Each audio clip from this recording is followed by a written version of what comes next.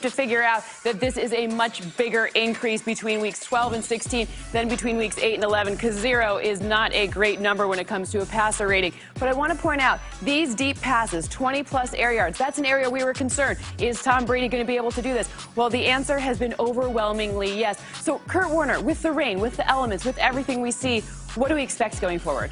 Well, I tell you what, I expect it to continue, and I'm going to see your next-gen stat, and I'm going to raise you a next-gen stat that over these past 4 weeks, his wide receivers are getting 2.4 yards of separation on these deep throws. I mean, that would be #1 in the National Football League if it were to end today. So receivers are doing a great job. The offensive play calls have done a great job of opening up his wide receivers.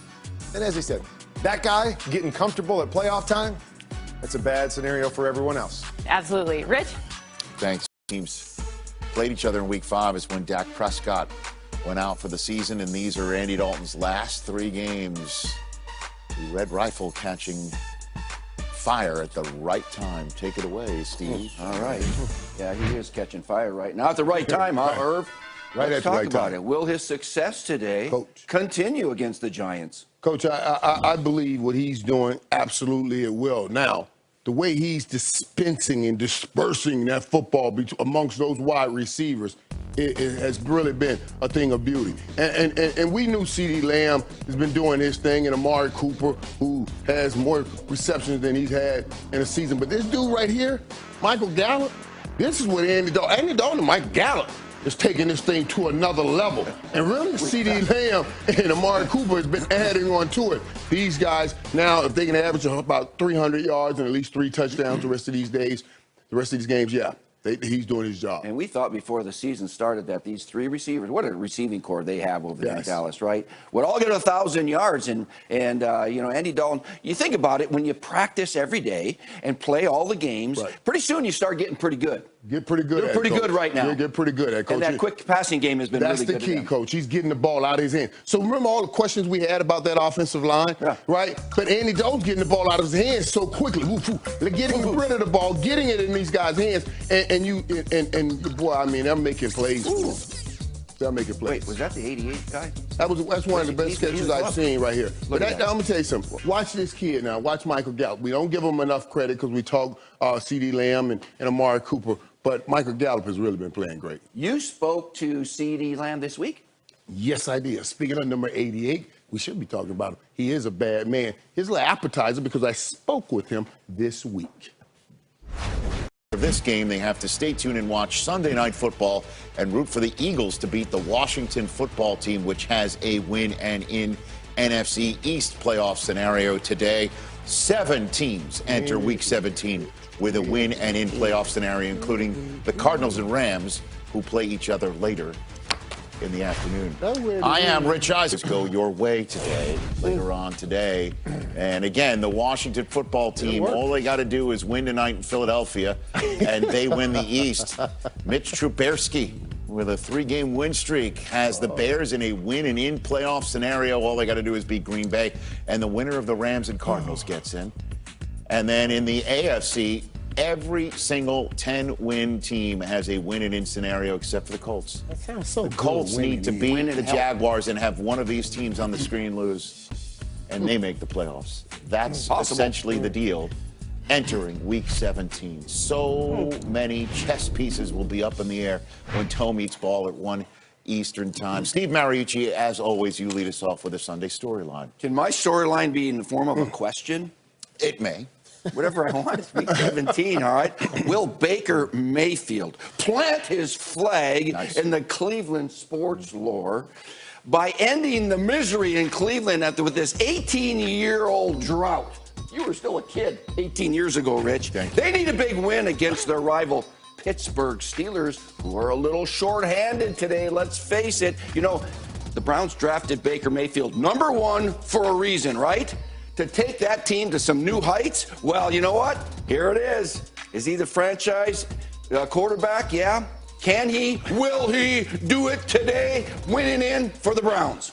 And let's be honest, the real storyline is the NFL did it again, whether we're talking about the COVID chaos and getting through that to week 17, all the scenarios. We got 13 games that have playoff implications. Every playoff seed except the Chiefs' #1 seed could change hands today. The AFC, could we have 8? Half of the AFC could have 11 wins or more. And then maybe my favorite is the Giants could be division champs or have a top 5 draft pick by the end of the weekend. Wow. But if there's one game that I'm looking at, it's got to be Warner Bowl 3. And it just seems to be fitting that both of these teams are in win and in scenarios. And just go figure, starting quarterback for the Rams goes down with injury.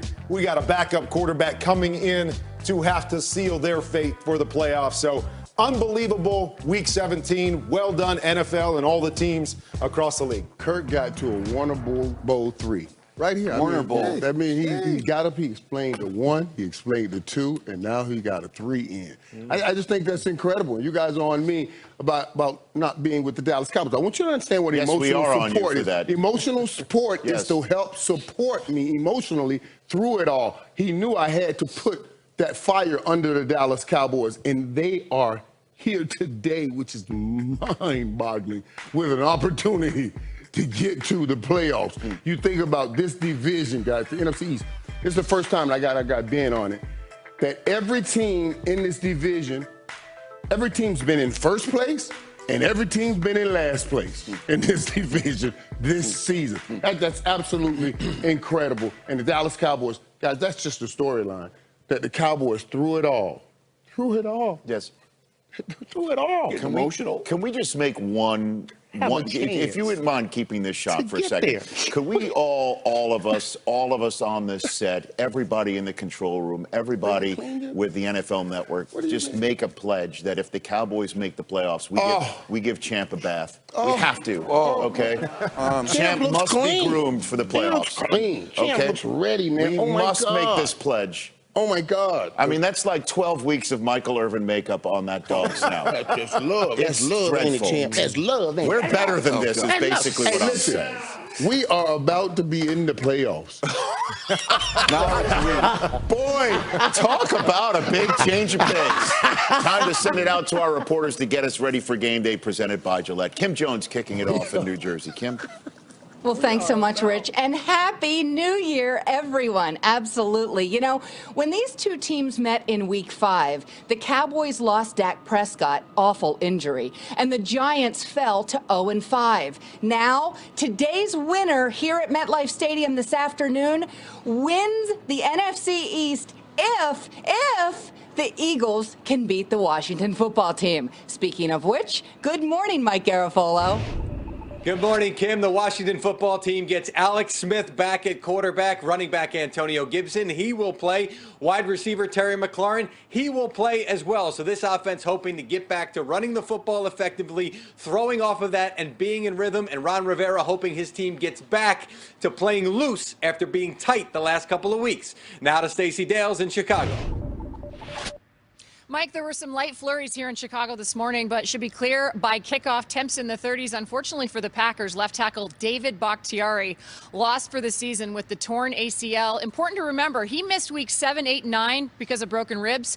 In his place, the versatile Billy Turner. We'll see if he gets the nod here today. Right now, we're going to go down to Tampa. Sarah Walsh, take it away. Rainy day here as Tom Brady and the Bucs look to lock up the 5 seed, but they'll do it without key pieces of their defense. Starting linebackers Shaq Barrett and Devin White, who have combined for nearly 200 tackles and 17 sacks, were put on the COVID list Friday, along with defensive tackle Steve McClendon. All 3 are out. To Cleveland and Aditi Kinkhabwala. Sarah, win, and the Browns don't need any help to end an 18-year playoff drought. But as is typical of 2020, the Browns only got in 1.5 practices because of COVID issues. And as is typical of head coach Kevin Stefanski, he shrugged it off. Lucky for him, his counterpart with the Steelers, Mike Tomlin, has done him a few favors. Not only is Ben Roethlisberger home in Pittsburgh, the Steelers' 2 best defensive players also didn't make the trip. Now to Orchard Park and my friend Mike Giardi. Thank you, Aditi. Win and you're in for the Miami Dolphins. They haven't won a playoff game since 2000, but if they take care of business against the Bills, They are in with an 11-win season. They are hopeful that they will have Devontae Parker, their best wide receiver, back. He's been dealing with a bad hamstring.